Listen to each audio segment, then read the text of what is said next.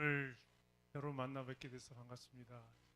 지난해에는 인사드리지 못해서 죄송했는데 올해는 지난해 못 드린 거를 플러스해서 3주간 이렇게 할 수 있는 시간을 하나님이 허락해 주셔서 감사드립니다. 오늘 특별히 목사님이 외식하는 시간이라고 하셨잖아요. 조금 길어질 수가 있어요. 외식이니까. 그렇게 이해해 주실 수 있겠습니까? 네. 식당에 가면 항상 기다려야 되기도 하고 또 뭐 주문하면 조금 더 또 맛있으니까 좀 외식하면 좀 길어지기도 하니까 오늘 조금 기를 수 있다는 걸 미리 말씀을 양해를 드리고 있습니다. 우리 찬양 올 때마다 찬양을 늘 부르고 싶고 좀 나누고 싶은 그런 부분들이 있는데 오늘 제가 꼭 같이 찬양하고 싶은 찬양팀에게 좀 말씀드렸는데 네, 같이 찬양 한번 나오셔서 같이 부를까요? 찬양팀도 어디 전사님? 네. 오래간만에 뵙기 때문에 우리 같이 찬양하면서 찬양까지 하니까 더 길어질지 몰라니까 아예 마음 편하게 집에 갈 생각하지 마시고 오늘 점심도 오늘 특별하게 아마 그 시간을 하나님께서 은혜 주셔서 준비하신 것 같은데 가시면 손해일 수 있을 것 같아요. 찬양하고 자리에 좀 제가 좀 죄송하지만 자리에 한번 다 일어나 보실까요? 일어나 보시고 그 자리에 앉아 계신 게 좀 편하잖아요. 항상 앉아서 자리니까 은혜가 되잖아요. 근데 오늘은 한 칸씩만 앞으로 오래간만에 한 칸씩만 앞으로 좀 자리를 좀 옮겨 오시면 어떨까 생각이 듭니다. 한 칸씩만 한 칸씩만 앞쪽으로 좀 조금 가까이 한 칸씩만 우리 찬양할까요? 네, 찬양 부를 때 뒤에 계신 분도 한 칸씩 앞으로 좀 나오세요. 이렇게.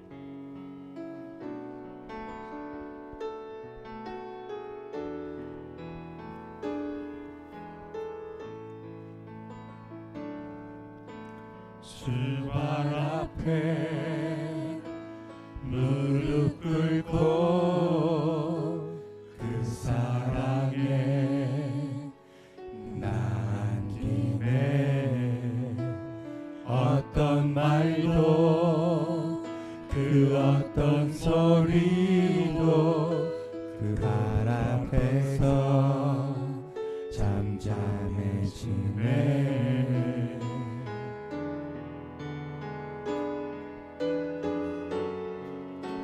주 나의 사랑 그 발 앞에 앉아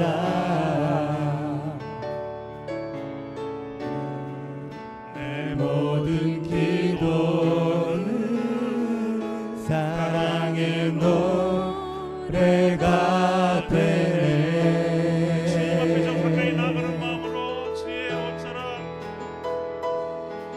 주의 옷자락 만지며 주의 두 발을 씻기며 주님 그 발에 입 맞추며 나의 왕관을 놓으리. 주의 옷자락 만지며 주의 두 발을 씻기며 주님 그 발에 입 맞추며 나의 왕관을 놓으리.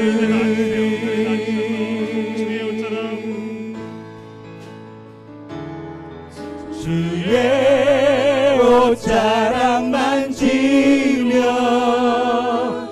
주의 두 발을 씻기며 주님 그 발에 입 맞추며 나의 왕관을 놓으리. 주의 옷자락 만지며 주의 두 발을 발을 씻기며 주님 그 발에 힘 맞추며 나의 왕관을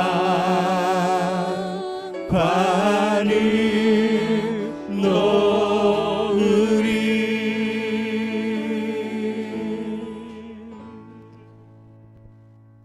시간의 아버지 하나님, 주님의 옷자락을 만지는 심정으로 주님 앞에 나온 여러분들에게 하나님 은혜가 넘치게 임하기를 축복합니다. 여러분들이 살다 보면 가고 싶은 장소, 가고 싶은 곳, 가고 싶은 가서 만나보고 싶은 그런 사람들이 있잖아요. 우리 옆 사람에게 만약에 한 2박 3일의 시간을 준다면 어디 가고 싶냐고 한번 여쭤봐 보시기 바랍니다. 경비까지 다 대주고 모든 거 머물 수 있는 데 전부 다 대줄 테니까 2박 3일 만약에 준다면 어디 가고 싶냐고 한번 여쭤보시기 바랍니다. 예, 몰라요. 오늘 이 얘기한 게 하나님의 응답이 되셔서 그대로 이루어질 줄 믿습니다. 예, 모든 경비 다 대준다니까요. 하와이일지도 몰라요. 하와이 목사님 따라 또 오는 사람 나올지 몰라요. 하와이일지도 몰라요. 한번 여쭤보셨어요? 네. 특별한데 나온 분 있습니까? 어디 특별한데, 야 여기 들어보고, 야 거기 혹시 하와이 나온 사람 있습니까? 여기 있어요. 따라오시려고 우리. 네, 그 응답이 주님의 이로 축복합니다. 네, 저도 가고 싶은 데가 있어요. 그리고 예수님도 살아계신 공생의 기간에 가고 싶었던 곳이었어요. 원래 예수님은 항상 어디에 머물기를 원하셨냐면 정말 하나님의 집, 내 아버지의 집에 머물고 싶다. 그래서 항상 예루살렘 성전에 늘 마음에 두셨고, 6월절이 됐을 때 12살 됐을 때도 거기 성전에서 하나님 말씀을 나누고 교제했던 그런 아버지의 집에 머물고 싶었었는데, 근데 예수님이 그 아버지의 집이 정말 장사의 소굴로 바뀌면서 마음이 안타까운 마음을 가지고 가고 싶고 머물고 싶지만 그 함께 그 안에 있는 사람들로 인해서 거기 머물지 못하고 자주 갔던 집이 있는데, 그 집이 뭐냐면 바로 시골 동네 베다니 나사로의 집, 베다니 나사로의 집에 거기 자주 갔었어요. 여러분 잘 알다시피 베다니 나사로의 집은 정말 죽었던 오라버니가 살아났던 그런 가정이잖아요.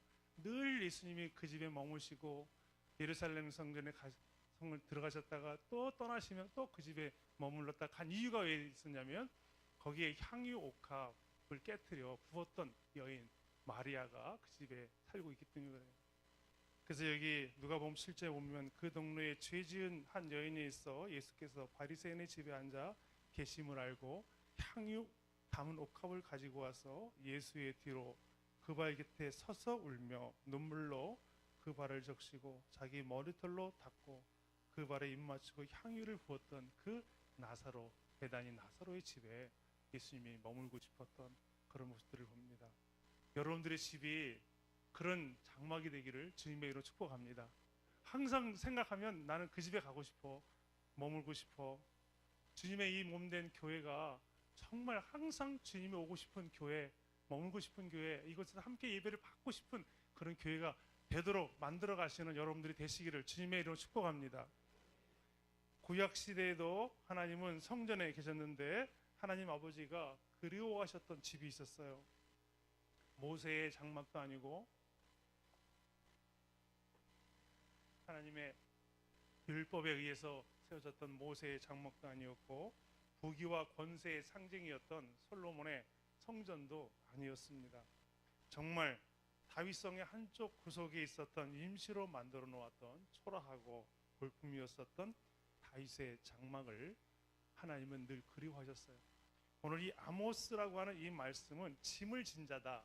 아모스라는 이 사람의 이름의 뜻이 짐을 진 자다 라고 하는 그런 의미를 가지고 있는데요, 이 짐을 진 자, 이 아모스를 통해서 하나님이 우리에게 전해주고 싶은 말씀은 뭐냐면, 오늘 11절에 보면 그날에 내가 다윗의 무너진 장막을 일으키고 그것들의 틈을 막으며 라고 이렇게 말씀하신 것처럼, 내가 정말 이 멸망해 가는 이스라엘의 암울한 그런 모습들을 보면서 다시 만약에 내가 집을 세워간다면 어떤 집이 세우기를 원하시고 머물기를 원하시는지를 말씀해 주고 있는 말씀이 바로 무너진 다윗의 그 장막, 그 집에 다시 세워져서 내가 거기에 예배를 받기를 원하고 머물기를 원한다라고 하는 그 말씀이 오늘 이 아모스서 9장의 마지막, 아모스서 9장으로 되어 있는 이 말씀의 마지막 부분에 있는 소망의 메시지가 담겨져 있는 것입니다. 저는 여러분들에게 오늘 이 말씀을 통해서 여러분들의 가정이 회복되어지고 여러분들의 비즈니스나 여러분들의 사업장이나 여러분들의 가정이나 여러분 자녀들에게 이런 무너졌던 부분들이 회복되어지는 놀라운 역사가 일어나게 되셔서 그 집에 주님이 머무시고 함께 임재하시면 복의 근원이 되고 축복이 되잖아요. 여러분들 그런 놀라운 역사가 2019년 이 한 해가 벌써 여름이 이제 지나가려고 하는 그런 와 있는데 그런 놀라운 은혜가 여러분들 안에 넘치기를 주님의 축복합니다. 우리 옆 사람에게 하나님이 따라하기 하나님이 머물고 싶은 집이 됩시다. 옆 사람에게 하나님이 머물고 싶은 집이 됩시다. 어떤 집에 하나님 머물기를 원하시나? 첫 번째는 사모함이 있는 집이다. 사모함이 있는 집. 여러분들 시편 27편 4절을 보니까 내가 여호와께 청하였던 한 가지 기도의 제목이었죠. 한 가지 곧 그것을 구하리니 곧 나로 나의 생전에 여호와의 집에 거하며 여호와의 아름다움을 앙망하며 그 전에서 사모할 것이라. 다윗은 어떤 사람인가? 다윗은 유대 광야의 사울의 쫓김을 받고 있을 때도 이렇게 기도했던 사람이었습니다. 시편 63편 1절에 하나님이여 주는 나의 하나님이시라. 내가 간절히 주를 찾되 물이 없어 물이 마르고 공핍한 땅에서 내 영혼이 주를 갈망하며 내 육체가 온 몸이 주를 앙망하나이다. 다시 말해 몸부림치나이다. 하나님은 어떤 집에 머물기를 원하시느냐? 정말 하나님, 내가 물이 없어 목마른 그런 심령이 그 물을 찾아 궁핍한 내 영혼에 하나님의 그 갈망함을 가지고 내 온몸이 몸부림치면서 하나님을 만나기를 원하고 하나님의 은혜 가운데 머물기를 원하고 하나님의 은혜 가운데 경험되어지기를 그 원하는 그 간절함이 있는 그 마음이 있는 사람들의 집에 하나님의 은혜가 임하고 하나님이 만나주신다는 것입니다. 오늘 제가 여러분들 이렇게 세우셔서 한 칸을 앞으로 나오게 하신 이유는 여러분들의 마음이 주님 앞에 예배하며 나올 때 그 간절함으로 주님 앞에 나올 때마다 그 예배 가운데 하나님의 놀라운 임재가 임하게 된다는 거예요. 강단에서 준비되어진 말씀이 여러분들에게 생명으로 임하게 되어지고 예수 그리스도의 은혜가 생명의 그 능력의 말씀이 여러분들의 실제가 되어지는 놀라운 역사가 일어나게 된다는 사실 때문에 제가 여러분들에게 한 칸이라도 앞에 나오시라고 그렇게 말씀을 드린 거예요. 2019년 1월 25일 방영한 TV 프로 중에 제가 자주 보는 TV 프로 있어요. 우리 옆 사람에게 뭘 자주 보세요 물어보세요. 자 보시죠. 뭘 자주 보세요? TV 프로. 제가 뭘 자주 볼까요? TV 프로에 자주 보는 게 두 가지 중에 하나예요. 노래를 좋아하니까 음악 프로, 복면가왕 뭐 이런 거 그런 거 제가 예, 굉장히 즐겨 보기도 합니다. 또 하나 제가 이렇게 먹는 걸 제가 좋아해요. 그래서 우리 최 목사님 오시면 그거 사주실래나? 옛날에 막 여기 조개구이도 사주시고 막 아주 저쪽 서산이나 이런 데 가가지고 뭐 저희 어머니 고향이 서산 이쪽이거든요. 그래서 서해안 쪽이어서 그런 해물탕 뭐 이런 걸 좋으셔가지고 근데 그걸 이렇게 굉장히 오면은 그리워하는 그런 마음이 있어요. TV 프로 중에 골목 뭐더라? 골목 식당인가? 네, 예, 그 프로를 제가 좋아해요. 근데 골목 식당 여러분들 자주 보니까 자주 많이 보시는 것 같아. 다 먹는 걸 좋아하는구나. 그걸 좋아하시는 것 같아. 그 1월 25일 날 제가 기억이 더듬어서 한번 찾아봤는데 1월 25일 회기동 경희대학에 있는 그 벽화 마을에서 있었던 고깃집 사장의 젊은 부부의 이야기예요. 그 젊은 부부가 계속적으로 실패를 하는 거예요. 실패해서 이 마지막 고깃집을 차렸는데 이 고깃집을 차렸는데도 아직도 그게 성공하지 못하고 그 비즈니스가 잘 되지 않으니까 굉장히 마지막 절망적인 그 상황 가운데서 바로 그 프로에 참여하게 되는 그런 내용에 있습니다. 그 사정을 들어보니까 이런 내용이었어요. 어떤 내용이냐면 그 정말 이 고깃집을 차리기 전에 그 장사를 했는데 1년 동안 장사를 수년 동안 했는데 안 돼가지고 1년 동안 이 가게를 내놓으려고 내놨는데도 누가 하나 와서 그 가게를 인수받으려고 하지 않는 그런 상태에 있었는데, 어느 날 어머님이 그 아들이 운영하고 있는 정말 비즈니스 안 되고 내놔도 누가 가져가지도 않는 그곳에 찾아오셔서 가만히 앉아서 이렇게 쳐다보고 계시면서 있는 그 순간에 있었을 때, 어머니 뭔가 하실 말씀이 있으시구나 라고 하는 그런 직감을 듣고, 이 아들이 어머니 옆에 있을 때 갔는데, 손님이 없으니까 그 어머니 심정도 얼마나 했겠어요. 그 아들의 심정도 어떠했겠습니까?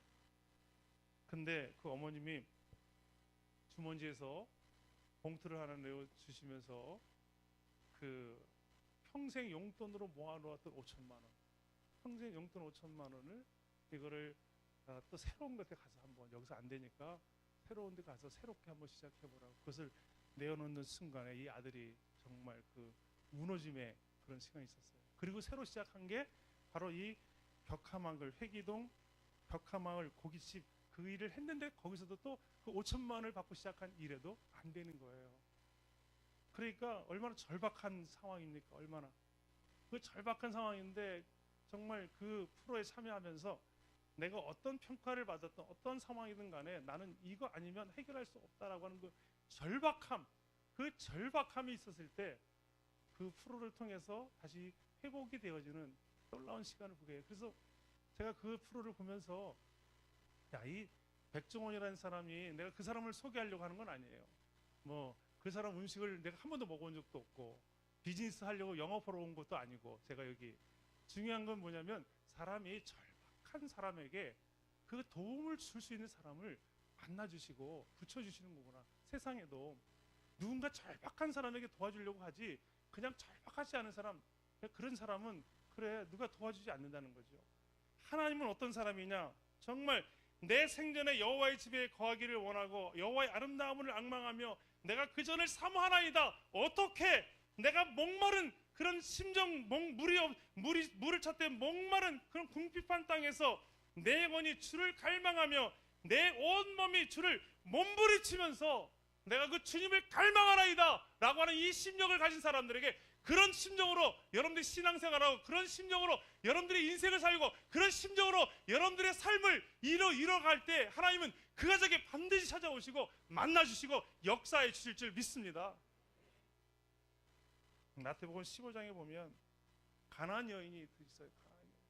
그 가나안 여인은 딸이 귀신 들려 있는 상황인데, 이 가나안 여인은 유대인이 아니잖아요. 예수님이 지나간다는 이야기를, 소식을 듣고 이 가나안 여인이 예수님이 지나가는 소식을, 그 딸을 고쳐달라고 소리를 칩니다. 그때 예수님께서 그 여인을 무시합니다. 나는 유대인의 부르심 받은 사람들을 위하여 내가 이 땅에 왔지, 너같이 가나안 여인들을 내가 고치려고 이렇게 온 게 아니라고 그렇게 무시해 버립니다. 근데 이 여인이 중요한 말을 해요. 뭐를 말합니까?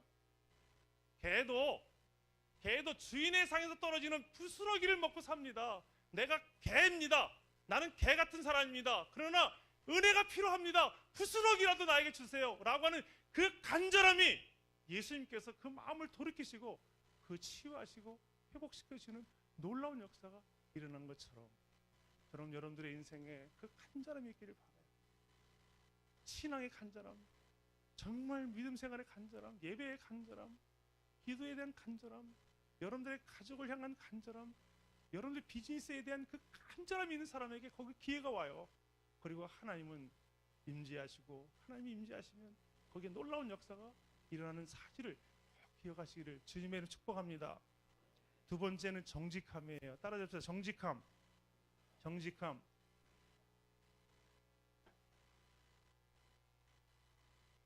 시편 51편 16절 17절을 보니까, 주께서는 제사를 기뻐하지 아니하시나니 그렇지 않으면 내가 드렸을 것이라. 주는 번제를 기뻐하지 아니하시나니 주께서 구하시는 제사는 상한 심령이라 라고 말합니다. 여기서 말하는 우리의 인생의 심령을 얘기해 주고 있죠. 우리 모두가 마음의 상함을 가지고 삽니다. 항상 한 주간 전쟁터에 살다 여러분들 오셨잖아요. 여러분 각자 누구나 다 가지고 있는 상함을 가지고 와요. 주일날 교회 올 때마다 자기의 개인의 문제이든 관계 안에서 이런 일이든 누구한테 무시당한 일이든 나의 어려운 일로 인한 일이든 누구한테 말 못할 그런 부분으로 오던 상한 마음을 가지고 옵니다. 근데 우리가 정직하게 내 상한 마음의 아픔을 이야기하기란 쉽지가 않아요. 세상에. 왜? 세상은 정직할 때 도리어 사람들로부터 조롱을 당하고 외면을 당하고 무시를 당하는 그런 일들이 많이 있기 때문에 그래요. 근데요, 여러분들 하나님 앞에 나올 때는 정직하시길 바라요. 내가 상한 마음이 아픈 부분이 있습니다. 주님의 은혜가 없이는 나가 살 수가 없습니다. 지금 내가 마음이 어려움이 있습니다.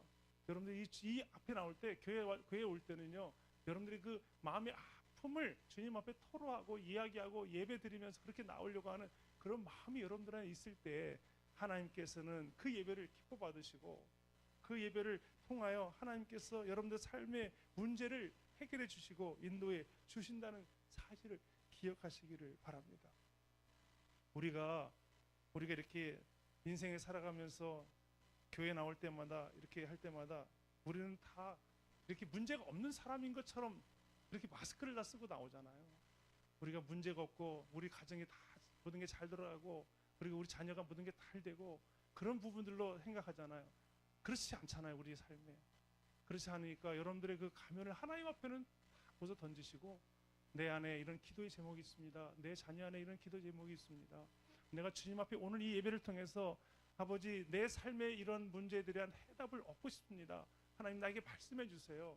한 말씀이라도 그 말씀이 생명인데 그 말씀이 생명인데 그 말씀을 내가 붙들게 되어진다면 하나님 나에게 말씀하신 말씀이라면 내가 그 말씀을 붙들고 가기만 한다면 하나님 내 삶을 회복시키시고 온전케 하실 것을 믿기에 주님 내 상한 마음을 가지고 주님 앞에 나왔습니다. 주님 나의 예배를 받아주시고 나에게 하나님의 은혜가 넘치게 해주세요 라고 하는 그런 마음을 가지고 여러분들 하나님 앞에 나오시는 그런 예배가 되기를 바랍니다. 어느 예배학자는 그럽니다. 진정한 예배는요, 진정한 예배를 드리는 예배의 재료, 요리를 하다 보면 재료가 필요하잖아요. 신선한 여러 가지 재료가 필요한데 예배 정말 하나님을 만나는 진정한 예배의 재료는 뭐냐면 상한 심령이라 그랬어요.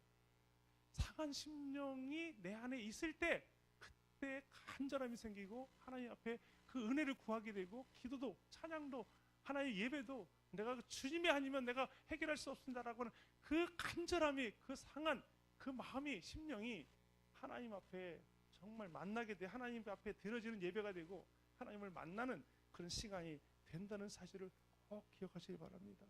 그래서 다윗은 시편 51편 10절에 말씀하시기를 하나님이여 내 속에 정한 마음을 창조하시고 내 안에 정직한 영을 새롭게 해주세요. 시편 32편 5절에 보니까 내가 이르기를 내 허물을 여호와께 자복하리라 하고 주께서 내 죄를 아뢰고 내 죄악을 숨기지 아니하는 그런 예배가 여러분들의 삶에 있기를 바랍니다. 하나님은 어떤 사람을 원하시느냐? 잘나고 모든 게 잘 되어 있고 뭔가 좋은 일들이 많이 있고 그런 것만 가지고 주님 앞에 나오는 게 아니라 하나님은 어디에 관심이 많느냐? 특별히 상한 심령을 가지고 주님 앞에 나온 그 영혼 잘 하고 있는 사람은 하나님이 관심을 그저 좀 놔둬도 잘 하고 잘 되고 있으니까. 근데 상한 마음을 가진 그 영혼에 주님이 더 관심을 가져주시고 그를 향해서 은혜를 베풀기를 원하시고 해결해 주기를 원하시고 그리고 그 문제를 풀어가 주시기를 원하시는 그런 마음을 가지고 있다는 사실을 기억하시길 바라요. 여러분들이 매 주일날 나올 때마다 하나님 내가 이 정직함으로 상한 심령으로 주님 앞에 나와 예배합니다. 내 이 모습을 받아주시고 하나님 나를 만져주시고 응답해 주시고 인도해 주시고 함께 해주세요. 그리고 해결해 주세요 라고 이 마음이 여러분들이 매 주일마다 있기를 주님의 이름으로 축복합니다. 세 번째는요 감사함이에요. 따라잡시다. 감사함. 옆 사람에게 한번 감사한 거 있으면 한번 얘기해 보세요. 감사한 거 요즘에 일주일 동안 감사한 거 한 가지만 얘기해 보세요. 예.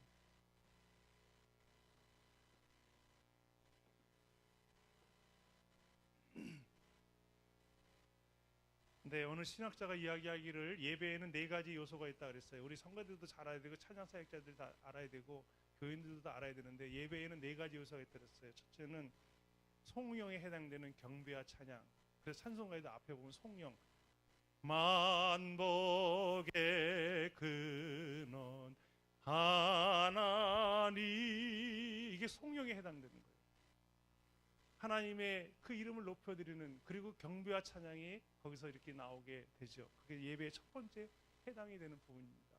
그리고 두 번째가 삶의 드림, 나의 삶을 드리고 그리고 재물을 드리고, 그게 두 번째죠. 세 번째가 뭐냐면 하나님의 임재의 말씀이 선포되는 거죠. 네 번째가 뭐냐면 그리고 나 성도의 코이노냐예요. 그래서 여러분들 예배 끝나고 바로 가지 마세요. 그 예배 끝나고 바로 간 사람들은요 3분의 2만 예배, 4분의 3만 예배 드리고 간 사람이에요. 뭘 해야 예배 다 드린 거죠? 식당에 가셔서 뭘 하고 가셔야 돼? 밥을 드시고 가셔야 예배가 온전히 드는 거예요. 오늘 다 밥 드시고 가세요. 할렐루야. 오늘 중간에 미리미리 가시는 분들, 그분들은 예배 다 온전히 못 드리고 간 사람인 줄 아시길 바랍니다. 앞으로 바쁘다고 밥도 안 먹고 교회에서 간다, 그러면 예배 온전히 못 드린 거예요. 꼭 밥을 드시고 가래요. 다음 주부터 밥을 많이 준비할지 해야 될지 모르겠어요. 다 드시고 가지. 네, 그게 예배의 네 가지 요소다라고 말해요. 왜냐하면 한 주일 어떻게 지내는지 식사하면서 교제하고 서로 사랑 나누고 격려해 주시고, 새로운 가족 오면 너무 가족이 된 게 감사하다고 그런 마음을 나누는 것에, 그게 성도의 교제, 코이노냐가 예배다라고 했어요. 근데 이 신학자가 네 가지 예배의 요소 중에 가장 중요한 게 첫 번째, 그 예배를 드리는 첫 번째 문이 뭐냐면 감사라 그랬어요. 감사. 0.3초의 기적, 미국의 뉴스 프로그램 진행자인 인사이드 에디션이라는 그런 프로가 있는데요. 데보라 노브이라고 하는 사람이 있습니다. 이 사람은요 책에 0.3초의 기적이라는 책을 쳤어요. 그 책이 뭐냐면 땡큐라는 영어 단어가 시간이 0.3초밖에 안 되는 거예요. 땡큐. 우리 지금 감사합니다 좀 길잖아요. 영어의 땡큐는 0.3초밖에 안 돼요. 네, 0초. 근데 그 땡큐, 감사가 인생의 99%를 삶을 바꿔놓는다라고 뇌를 연구한 사람들이 하면 할수록 그렇게 이야기해요. 감사하는 그런 사람은요 영혼의 산소와 같아서 어려운 일이 만나고 힘든 일을 만나도 감사하는 사람은요 그 영혼이 잘 되고 범사가 잘 되는 일이 일어나게 된다는 거죠.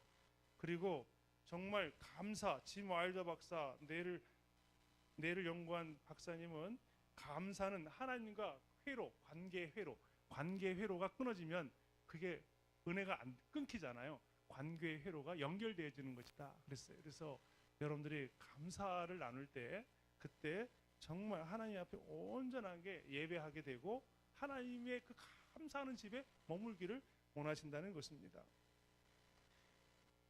어떻게 우리 인생에 정말 살기 힘들고 요즘처럼 비즈니스 어렵고 그리고 얼마나 어렵습니까? IMF보다 더 힘들다고 지금 얘기를, 제가 올 때마다 택시 와서 택시 타고 온 운전수 아저씨도 그랬고, 젊은이들은 정말 앞으로 어떻게 살아야 되는지, 결혼을 안 하겠다는 젊은이들이 너무 많아요. 결혼을 해서 살 능력이 안 되는 거예요. 그리고 결혼을 하더라도 애를 낳지 않는다. 왜냐하면 그 아이를 키울 수 있는 환경과 상황이 안 되니까. 그 너무너무 어려운 그런 상황에 있는 게 우리의 현실이라고 말합니다. 근데 그런 어려운 상황 가운데서도 정말 이것을 바꿔놔야 되잖아요. 새롭게 해야 되잖아요. 누가? 믿는 사람들이, 하나님의 백성들이 이걸 바꿔놔야 되잖아요. 나라가 힘들고 어렵다 하더라도 믿는 하나님의 사람들이 이 상황을 전화위복시킬 수 있는, 바꿔놓는 그런 놀라운 능력이 어디서 나오느냐? 그것이 감사라고 하는 이 감사함 때문에 나와요. 시편 50편에 보면 이렇게 말씀하십니다. 감사로 제사를 드리는 자가 나를 영화롭게 한다. 시편 100편 4절에 보니까 감사로 그 문에 들어가며 찬송함으로 그 궁정에 들어가서라고 그랬어요. 하나님의 궁전에 들어갈 수 있는 것, 하나님의 임재 안에 들어갈 수 있는 것은요, 내 형편이 어떠한 상황과 상관없이 내 안에 감사함이 있을 때, 여러분들이 상한 마음을 가지고 어떤 상황으로 왔다 할지라도 주님의 임재 앞에 딱 여기서 드리고 예배를 시작할 때는 무슨 마음이냐? 그럼에도 불구하고 내가 한 가지 때문에 감사해야 돼. 뭐 때문에? 시편은, 다윗은 자기 인생에 정말 순탄치 않았어요. 가족들로부터 외면당했던 사람들이었죠. 외면당한 사람이었죠. 막내 8번째인데 완전히 무시당했어요. 그냥 아비의 양을 광야에서 쳤던, 알아주지 않았던, 아버지도 알아주지 않았던 그런 자식이 다윗이었어요. 자기 목숨을 부지하기 위해서 오줌을 누면서까지 미친 척해야 인생을 살아야 했었던 그런 사람이 다윗이었어요. 더군다나 압살롬이라고 하는 아들로부터 반역을 일으켜서 쫓김을 당한 그런 사람, 이 사람 같은 상황에 있는 사람이 감사할 게 있겠습니까? 자식으로부터 쫓김을 당했는데 이건요 가장 마음이 아픈 거죠. 자식으로부터 내버림을 당한 상태. 근데 그가 그럼에도 불구하고 감사함으로 하나님께 나아갈 수 있었던 것은 시편 103편 이렇게 고백합니다. 내 영혼아 여호와를 송축하라. 내 속에 있는 것들아 다 그의 거룩한 이름을 송축하라. 2절에 말합니다. 내 영혼아 그의 모든 은택을 잊지 말지어다. 자기 영혼을 향해 말하는 것입니다. 내 영혼아 그의 모든 은책을 잊지 말지어다. 4절에 말합니다. 3절에 내 모든 죄악을 살하시며 내 생명을 판멸해서 속량하시고 인자와 궁율로 관을 씌우시고 여호와의 은혜 궁율을 많으시고 은혜로우시며 우리의 죄를 따라 우리를 처벌하지 아니하시며 우리의 죄악을 따라 우리에게 그대로 갚지 아니하셨으니 여호와의 지으심을 받고 그가 다스림을 묻는 모든 곳에는 너희 여호와를 송축하라. 내 영혼아 여호와를 송축하라. 그가 감사하고 하나님께 찬양할 수 있었던 이유 중에 하나는요 지난 한 주간 동안 좋은 일, 자식이 뭐 굉장한 어떤 일, 그런 일들, 좋은 대학에 들어간 일, 비즈니스에 어떤 대박이 난 일, 그런 일 때문에 아니라 자신의 인생에 여호와 하나님께서 모든 죄악 가운데서 구원하여 주시고 내 생명을 파멸해서 속량하시고 은혜 인자와 궁일로 그 베풀어 주셨던 구원의 은혜, 하나님의 그 구원의 은혜 때문에 하나님께 감사하고 예배할 수 있다라고 말씀해 주고 있는 거예요. 여러분들이 지금 형편이 어떻든 간에, 여러분들의 삶에 어려운 일이 있든지 간에, 여러분들이 하나님 내가 모든 것 다 망해도 좋아요. 그러나 내가 감사할 수 있는 그 이유 하나, 그것은 하나님께서 나의 영혼을 구속시키시고 나를 구원시켜 주시고 죄 용서함 받게 하시고 하늘나라의 소망을 갖게 하시고 내가 이 땅에 오늘 간다 할지라도 내가 영원한 나라의 그 소망을 갖게 하신 그 은택을 내가 기억하고 하나님께 감사하며 주의 이름을 송축하나이다 라고 말씀드렸던 거예요. 이 고백이 있는 집에 하나님이 가고 싶지 않아요? 그런 집에, 그런 감사함이 있는 집에 하나님은 머물고 싶어하는 집이라는 것입니다. 여러분들이 지난 주간 무슨 일이 있었던 간에, 앞으로 이번 한 주간에 여러분들 삶에 어떤 일이 있었던 간에 다음 주일에 나올 때도 하나님 내가 이번 한 주간에 감사할 것이 아무것도 없다 할지라도 내가 주님의 구원의 놀라운 은택으로 인하여 내가 주님 앞에 예배하며 주님 앞에 나아갑니다. 이 마음이 들을 때 거기에 하나님의 임재가 머물고 하나님의 역사가 그 안에 일어날 줄 믿습니다. 마지막 네 번째, 문지기의 마음을 가져라 라고 말씀드리겠습니다. 세상에는 직업이 다 많이 가지고 있습니다. 저희 아버님이 옛날에는 이렇게 대리점을 하셨어요. 옛날에 대리점을 해서 그 연탄, 삼천리 연탄 대리점을 하셨어요. 그래서 옛날에 자동차가 3발 달린 거, 그 옛날 제 어린 시절에 그 몇 대가 있었던 거 있었습니다. 나름대로 그냥 열심히 그 대리점을 하시면서 돈을 조금 보셔도 건물 조그만 거 하시고 뭐 이렇게 사셨어요. 그러다가 이제 노년이 되셔가지고 이제는 뭐 자식들한테 다 이렇게 큰형님한테 다 이렇게 저기 하시고 심심하시다고 하신 직업이 하나 있었는데 그게 뭐냐면 아파트 경비원을 하셨어요. 제가 꼭 물었습니다. 아버지, 노년이 되셔서 그 아파트 경비원 꼭 하셔야 되겠습니까? 아파트 경비원처럼 사람들을 얼마나 무시하고 그럴 때가 당할 때가 얼마나 많습니까? 그 아파트에 살고 있는 사람의 수준을 보면 경비원에게 어떻게 대하느냐에 따라서 그 아파트 수준을 알 수가 있어요. 여러분 경비원 잘 대해 주시기 바랍니다. 저희 아버님이라고 생각하시고 대해 주시기 바랍니다. 저도 아버님 생각이 나요. 아파트 경비원 보면. 네.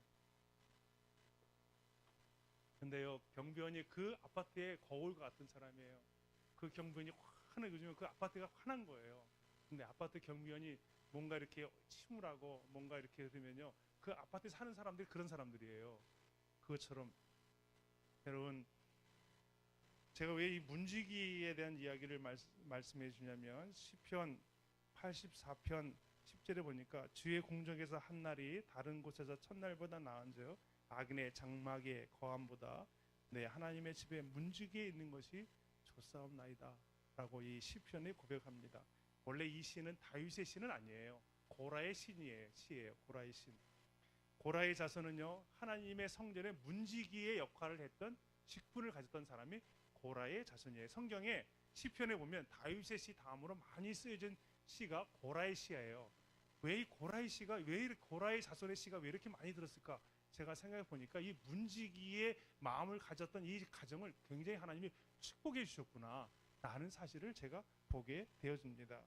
원래 역대상 13장에 보면 다윗은 기랏 여아림이라고 하는 곳에 법궤가 있었는데 그 법궤가 정말 이제 다윗성으로 옮겨오는 과정에서 기드온의 타당마당에 이르렀을 때 소가 날뛰므로 인해서 우사가 그 법궤를 만졌을 때 바로 그 우사가 죽게 된 사건이 있었어요. 원래 이 법궤를 만질 때도 소로 의해서 술에 의해서 움직이면 안 되고 네 사람이 이렇게 메고 움직여야 되는 게 원칙이었는데 하나님의 말씀대로 안 한 거죠. 그렇기 때문에 그 사건으로 인하여 이 법궤 이동이 멈추게 되고 가드 사람 오벳 에돔의 집에 3개월간 머물게 됐어요. 3개월간. 근데 역대상 13장 14절에 보니까 이렇게 말씀하십니다. 하나님의 궤가 오벳 에돔의 집에 그의 가족과 함께 석 달 있으리니 그 석 달 머물게 됐는데 이렇게 말해요. 여호와께서 오벳 에돔의 집과 그의 모든 소유에 복을 내리셨도다 라고 말씀하십니다. 원래 이 오벳 에돔은 레위 사람들이죠. 그리고 이 고라의 자손의 사람에 해당되는 사람들입니다.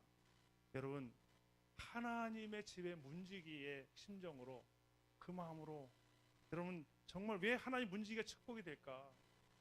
그것은 뭐냐면 하나님과 항상 함께 머물고 싶어하는 그 마음을 표현해 주는 거잖아요. 늘 머물고 싶은 사람, 그리고 하나님과 함께 살고 싶은 그 심정을 거기에 이야기해 주고 있는 것입니다. 이 문지기는요, 들어가는 사람 나오는 사람을 문을 열어주고 축복의 문을 열어주기도 하고 정말 닫기도 하는 그런 역할을 하고 있는 사람들이에요. 하나님은 어떤 이 사실을 다윗은 너무 잘 알았어요. 바로 이 오벳 에돔의 집에 머물고 있었을 때 이 오벳 에돔이 하나님의 법궤를 머물게 하는 집에 문지기로 있었거든요. 근데 그 집을 축복해 주시는 모습들을 보게 되었습니다. 여러분, 모든 모든 예배에 정말 보좌에는요 하나님만 앉으셔야 되는 것입니다. 그리고 여기 서 있는 목사나 장로님이나 권사님이나 교회 성가대나 모든 사람들은 여러분 모두는요 다 우리는요 문지기 역할을 해야 돼요. 문지기. 저는 목사라는 문지기로 말씀 안에서 하나님을 만날 수 있도록 하는 역할이 저의 역할이고, 장로님이나 성가대 정말 기도만 찬양 하나 하더라도 그 찬양이 주님을 만나는 문지기의 역할을 하는 심정으로 연습도 늦게 오고 아니면 막 빨리 가고 이러면 안 돼. 그러면 안 돼요. 여러분들 여기서 안내 보는 사람요 정말 주님의 문지기 역할을 하는 사람이에요. 그거 소홀하게 생각하지 마세요. 주차 안내, 그리고 이거 다 중요해요. 주일학교 선생님들 다 문지기예요. 아이들을 하나님께 인도하는 문지기 역할을 다 해주는 그런 부분입니다. 이 일에 충실하게 되어진다면요 하나님께서 그 집에 정말 머물기를 원하신다는 사실을 꼭 기억하시길 바랍니다. 오늘 결론의 말씀을 드리고 싶어요. 하나님이 머물고 싶은 집, 오늘 이 아모스 9장을 마무리하면서 그런 말씀을 드리고 싶은데요. 하나님이 머물고 싶은 집은요, 첫 번째 말씀드린 것처럼 사모함이 간절함이 있는 여러분들의 집에 하나님 머물고 싶어한다. 두 번째는 내가 상한 마음을 가지고 있습니다. 주님 앞에 그 마음을 가지고 정직하게 주님 앞에 예배 나오는 그 집에 하나님은 머물고 싶고 축복해 주기를 원하시고, 감사함으로 어떤 상황에도 주님의 은택에 기억하고 감사하는 그런 마음으로, 그리고 나는 아버지 내가 영광을 받을 자가 아니고 나는 하나님의 집에 문지기로 사는 것만도 좋습니다 라고 하는 그 마음으로 주님의 몸된 교회를 섬기고 봉사하게 된다면 하나님께서 어떤 축복이 있느냐, 결론적으로 여기 아모스 9장 마지막에 보면 13절에 말씀하시죠. 여호와의 말씀이야. 그건 축복의 말이에요. 그리고 나서 이렇게 말합니다. 14절에 내가 내 백성의 이스라엘이 사로잡힌 것을 돌이키게 하고 황폐한 성읍을 건축하게 하고 포도원을 가꾸고 마시게 하고 열매를 만들고 열매를 먹게 될 것이다. 이것이 여호와의 말씀이다 라고 말씀하세요. 제가 이 아모스의 이름의 뜻이 뭐라 그랬죠? 아모스의 이름의 뜻이 뭐라 그랬죠? 짐을 지는 자다라고 했어요.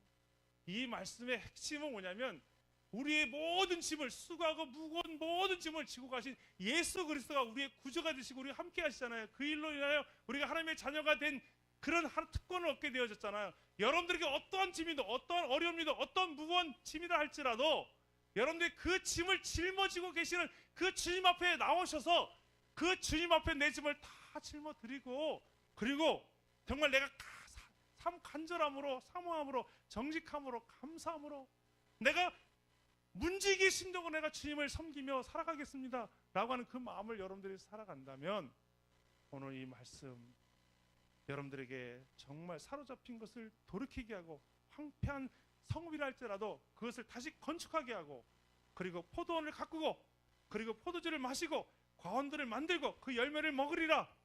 내가 15절에 내가 그들의 땅에 심으리니 그들이 내 준 땅에서 다시는 뽑히지 아니하리라. 내 하나님 여호와의 말씀이라. 이 제 얘기한 얘기가 아니에요. 여러분들의 집이 오늘 11절에 그날에 내가 다윗의 무너진 장막을 일으키고, 여러분들의 집이 정말 이 말씀 안에서 무너진 장막이 다시 일으켜져서 하나님이 머물고 싶은 집이 세워지고, 그리고 여러분들이 하나님 임재하시면 이런 놀라운 축복이 임할 줄 믿습니다. 할렐루야. 우리 찬양하고 우리 기도하고 마치도록 하겠습니다. 찬양팀 나와서 찬양 같이 할까요? 이 찬양 부르면서 그 여인의 심정처럼, 오늘 이 다윗의 마음의 심정처럼 같이 찬양하고